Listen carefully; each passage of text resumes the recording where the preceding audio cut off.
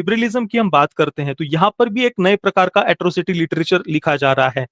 तो एक लिबरेट करने की बात हमेशा वामपंथी करते हैं, विशेषतः युवाओं के सामने, कि हम आपको एक लिबरेटेड लाइफस्टाइल देंगे। जो माता-पिता है, वो आपके सपनों को कुचल रहे हैं, वो आपको खुलकर नहीं जीने दे रहे हैं। आप अपने मन के अनुसार नहीं जी पा रहे हो, 4 दिन की ज़िंदगी है, कल किसने देखा है, खुलकर जियो, खाओ-पियो, मौज करो। और इसमें बंधन कौन है फिर? पेरेंट्स है, समाज है, पारिवारिक जो बंधन होते हैं वो है, विवाह की संस्था है। तो एक लिबरेटेड लाइफस्टाइल की बात की जाती है और एक युवावस्था में जो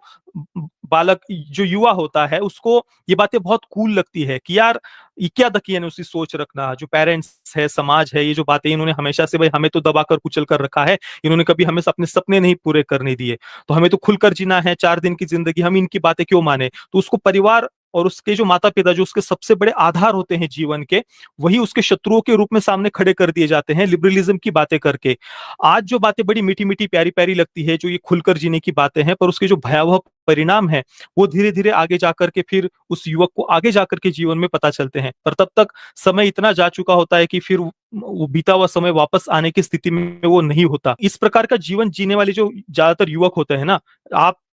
जब जीवन में फोकस्ड होने की आवश्यकता होती है, करियर को लेकर के, परिवार को लेकर के,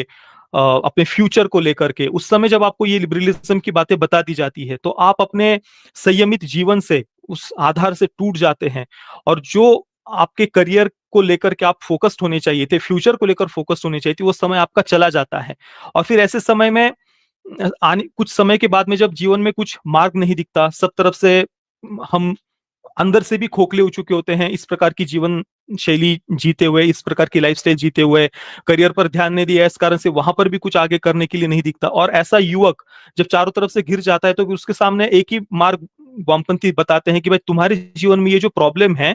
वो समाज के कारण है, या पेरेंट्स के कारण है, या रीति रिवाजों के कारण है, या